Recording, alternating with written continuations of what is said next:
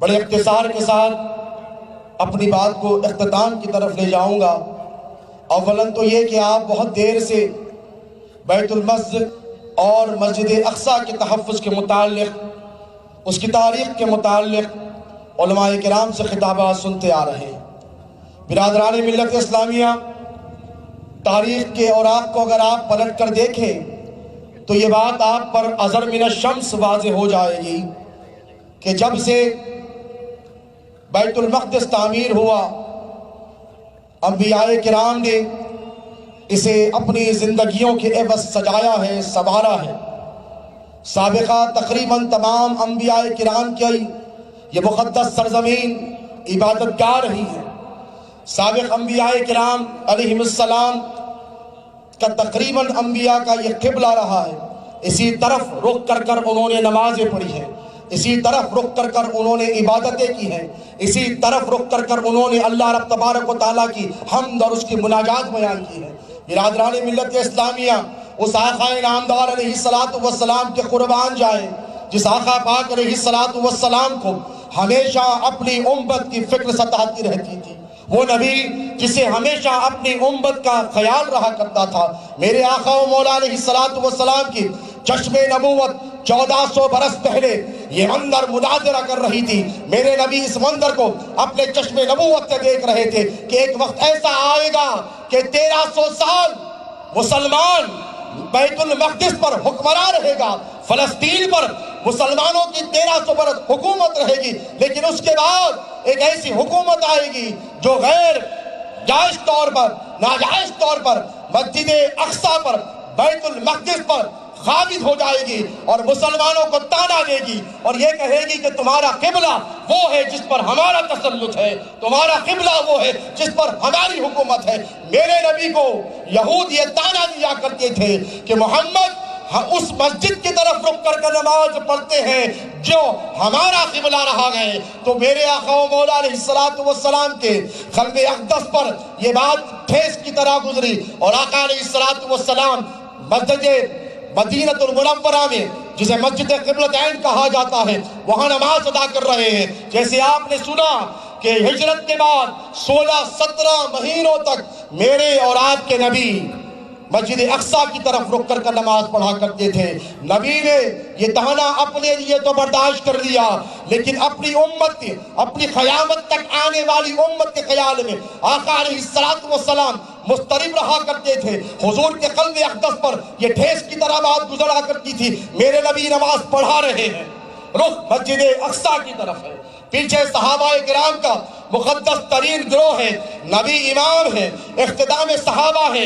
نبی کے دل میں یہ خیال گزرا کہ مولا کیا یہ مناسب ہوتا کہ مسلمانوں کا قبلہ وہ ہوتا جسے میرے باپ ابراہیم نے بنایا ہے، مسجد اقصیٰ نہیں ہوتی، حرم مکہ ہوتا۔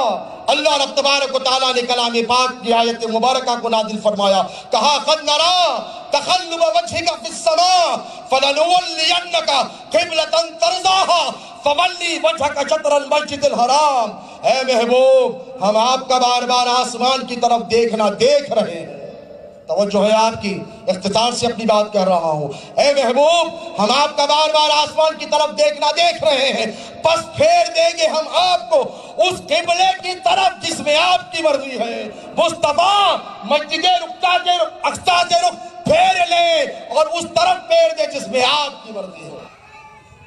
برادران ملت اسلامیہ، تحویل قبلہ کا وہ تاریخ ساز واقعہ رونما ہوا جسے قرآن نے اس پر مہر ثبت کر دی۔ حضور اقدس صلی اللہ علیہ وسلم کو ایسا نہیں ہے کہ مسجد اقصیٰ سے دلچسپی محبت نہیں تھی، حضور کو قلبی لگاؤ تھا۔ سابقہ انبیاء کرام کی اس مقدس ترین سرزمین سے حضور اقدس صلی اللہ علیہ وسلم کو بے پناہ محبت تھی، اور سفر معراج جہاں میرے آقا و مولا علیہ السلام جب یروشلم میں بیت المقدس پہنچے تو تمام انبیاء کرام کی امامت فرمائی۔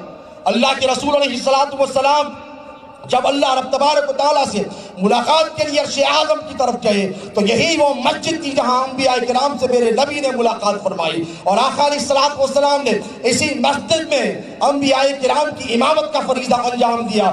اللہ کے رسول علیہ الصلوۃ والسلام کو بے پناہ محبت تھی، لیکن دیکھیں آخری بات کر رہا ہوں، آخری بات، حضور اقدس صلی اللہ علیہ وسلم کے زمانے مقدسہ میں بیت المقدس فاتح نہیں ہوا، مسلمانوں کی حکومت میں نہیں آیا، لیکن حضور کو یہ تمنا تھی، یہ خواہش تھی۔ حجۃ الوداع آقا و مولا علیہ الصلوۃ والسلام کے قلب اقدس پر یہ خیال بار بار آ رہا ہے کہ مسجد اقصی جو قبلہ اول ہے اس کا کیا ہوگا۔ اسی اثناء میں اللہ رب تبارک و تعالیٰ نے آیت کریمہ کا نزول فرمایا، الیوم اکملت لکم دینکم واتممت علیکم نعمتی، کہ محبوب ہم نے دین اسلام کو آپ پر مکمل کر دیا، اپنی نعمتوں کو آپ پر مکمل کر دیا۔ اب مزید کسی قسم کی جنگ کا کوئی وہم و گمان بھی نہیں تھا۔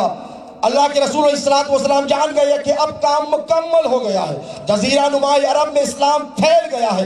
آقا علیہ الصلوۃ والسلام نے بیت المقدس کو فتح کرنے کی عظیم ترین ذمہ داری صحابہ کرام کے مضبوط کاندھوں پر ڈال دی۔ اللہ کے رسول علیہ الصلوۃ والسلام دنیا سے رخصت ہوئے 16 ہجری میں، کون سی 16ویں ہجری میں امیر المومنین حضرت سیدنا عمر فاروق رضی اللہ تعالی عنہ نے بیت المقدس کو فتح کرنے کے لیے صحابہ کرام کے مقدس گروہ پر مشتمل ایک قافلے کو روانہ فرمایا۔ جب قافلہ پہنچا بیت المقدس تو 600 برس سے عیسائیوں کی حکومت تھی۔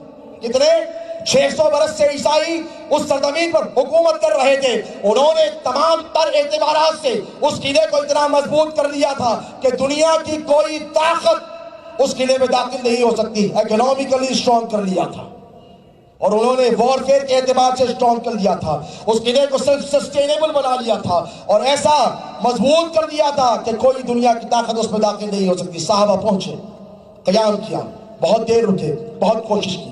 یہ منظر جب عیسائی راہبوں نے دیکھا، علماء نے دیکھا ان کے، وہ نکل کر فصیل پر آئے۔ بیت المقدس فصیل میں گھرا ہوا ہے، سارا شہر فصیل میں، باؤنڈری میں گھرا ہوا ہے۔ اوپر آئے اور آ کر کہنے لگے کہ تم ایسے اس کو فتح نہیں کر سکو گے، ناممکن ہے، تم یہیں رہو، تمہاری ہڈیاں نکل آئیں گی، تمہاری زندگیاں ختم ہو جائیں گی، لیکن تم اس قلعے کو فتح نہیں کر سکو گے۔ جتنی زندگی کے لیے ضروریات ہیں وہ ساری یہاں پر موجود ہیں۔ یہاں پر ہم نے پانی کا بھی انتظام کر رکھا ہے، غذائیات کا بھی انتظام کر رکھا ہے، ادویات کا بھی انتظام کر رکھا ہے، میڈیسن کا بھی انتظام کر رکھا ہے، تم ہمیں نہیں ہرا سکتے۔ ہاں، ایک شخص ہے جس کے بارے میں ہمارے صحیفوں میں آیا ہے، اگر وہ آئے گا تو ہم اس سے لڑنے کی جرات نہیں کر سکے۔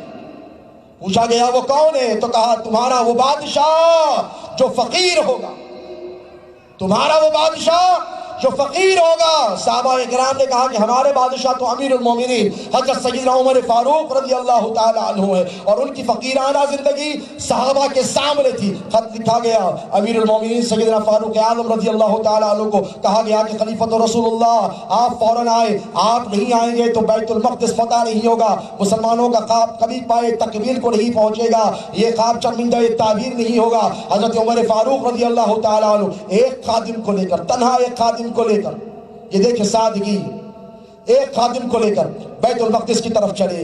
30 دن کا سفر مکمل کیا۔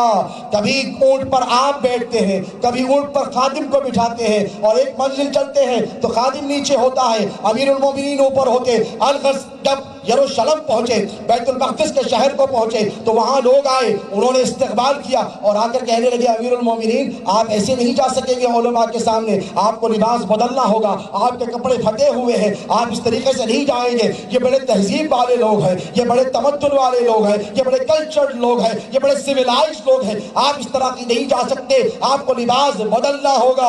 امیر المومنین حضرت عمر فاروق نے کہا مجھے عزت لباس سے نہیں ملی ہے، مجھے عزت دولت سے نہیں ملی ہے، مجھے عزت منصب سے نہیں ملی ہے، اللہ نے مسلمانوں کو عزت اسلام کے ذریعے عطا فرمائی ہے۔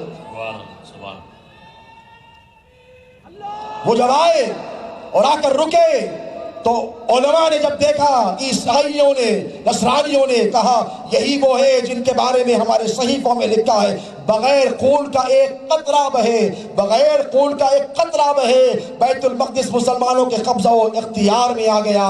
اور حضرت امیر المومنین سیدنا عمر فاروق رضی اللہ تعالی عنہ نے مساوات کا، ریلیجس ٹالرنس کا وہ درس دیا جسے آج بھی یہود بھلا نہیں سکتے۔ یہودیوں کو اجازت نہیں تھی کہ وہ، عیسائیوں نے 600 برس تک تقریباً ان کے لیے دروازے بن کر کے رکھے تھے، لیکن حضرت عمر فاروق رضی اللہ تعالی عنہ نے اجازت دی، یہودی آئے اور وہاں آ کر عبادت کرے۔ 1300 برس کم و بیش مسلمانوں کا تسلط رہا، غلبہ رہا، انہی کی حکومت رہی۔ اور دیکھیں صلاح الدین ایوبی رحمہ اللہ نے اسے فتح کیا۔ صلاح الدین ایوبی کے مربی، رہنما اور رہبر حضرت نور الدین زنگی تھے، جنہیں اللہ کے رسول علیہ السلام سے بے پناہ محبت تھی۔ دوستو، آخری بات آپ کی سماعتوں کے حوالے کر رہا ہوں کہ حضرت نور الدین زنگی نے صلاح الدین ایوبی کو اپنی آغوش تربیت میں لیا اور ایسی تربیت دی کہ جب دمشق میں، سیریا میں عیسائیوں نے فتنہ انگیزیاں شروع کی تو وہاں پر پولیس کا کمشنر بنایا۔ اس کے بعد مصر میں عیسائیوں نے مسلمانوں پر ظلم و زیادتیاں کی تو وہاں کا گورنر بنا کر بھیجا، اور وہ جب وہاں پر فاتح ہوئے، نور الدین زنگی کا انتقال ہوا تو صلاح الدین ایوبی مسلمانوں کے رہنما بنے، مسلمانوں کے قائد بنے، مسلمانوں کے بادشاہ بنے۔ وہ واحد شخصیت ہے جس نے امیر المومنین عمر فاروق رضی اللہ تعالی عنہ کے بعد بیت المقدس پر دوبارہ قبضہ کیا تھا۔